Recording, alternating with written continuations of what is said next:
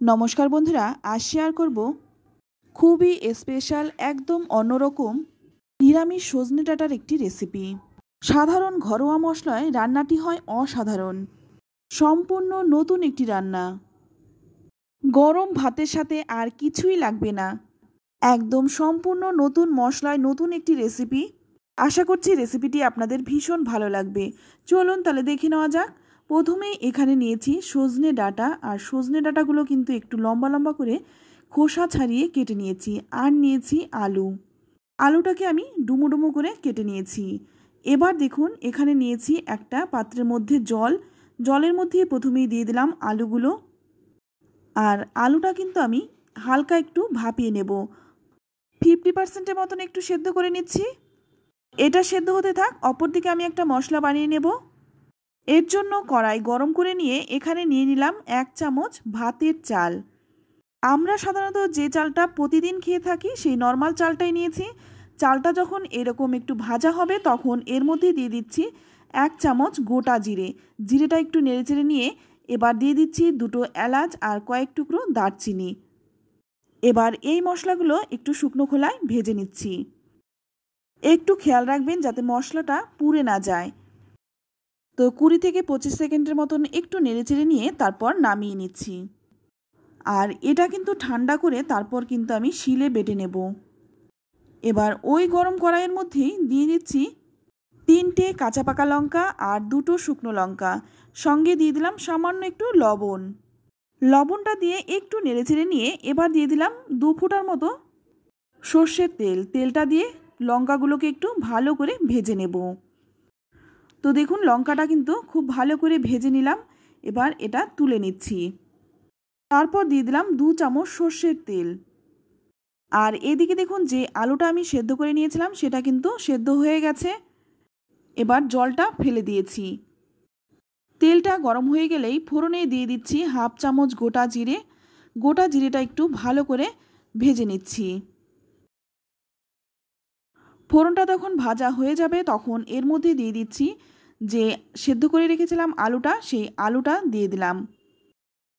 আলুটা কিন্তু ভালো করে একটু ভেজে নেব। প্রথম দিকে 2 মিনিট কিন্তু আমি এমনি আলুটা ভেজে নেব। তারপর 2 মিনিট পর এর মধ্যে দিয়ে দেব 1 চামচ হলুদ গুঁড়ো আর দিয়ে দেব স্বাদ অনুযায়ী লবণ। এবার নুন আর হলুদটা দিয়ে আলুটাকে খুব ভালো করে ভেজে নেব।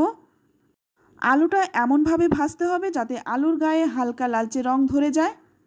আলুটা ভাজতে ভাজতে এখানে আমি শিলে লঙ্কাগুলো বেটে নেব। তো এদিকে দেখুন আলুটাও কিন্তু খুব ভালো করে ভাজা হয়ে গেছে। এবার এর মধ্যে দিয়ে দেব 1 চামচ আদা বাটা, সঙ্গে দিয়ে দেব 1 চামচ ধনে গুঁড়ো। এই আদা বাটা আর ধনে গুঁড়োটা দিয়ে খুব ভালো করে কষিয়ে নিতে হবে যতক্ষণ না আদার কাঁচা গন্ধটা চলে যাচ্ছে। তো 2 মিনিটের মতো ভালো করে কষিয়ে নিয়ে এবার দেখুন এখানে দিয়ে দেব কেটে রাখা সজনে ডাঁটাগুলো। সজনে ডাঁটাটা দিয়ে খুব ভালো করে নেড়েচেড়ে মিশিয়ে নেব। তো বন্ধুরা সজনে ডাঁটার তো অনেক রেসিপি খেয়েছেন, একবার এই রেসিপিটি বানিয়ে দেখুন। যারা সজনে ডাঁটা খেতে পছন্দ করে না তারাও কিন্তু আঙুল চেটে খাবে। তো ভালো করে নেড়েচেড়ে মিশিয়ে নিয়ে তারপর গ্যাসের আঁচটা লো টু মিডিয়ামে রেখে 5 মিনিট ঢেকে রাখবো। 5 মিনিট পর ঢাকনাটা খুলে নিলাম। এবার দেখুন এর মধ্যে দিয়ে দিচ্ছি যে বেটে রেখেছিলাম লঙ্কাটা, সেই লঙ্কা বাটাটা। তবে ঝালটা কিন্তু আপনারা নিজেদের স্বাদ অনুযায়ী দেবেন। এবার লঙ্কা বাটাটা দিয়ে খুব ভালো করে নেড়েচেড়ে মিশিয়ে নেব।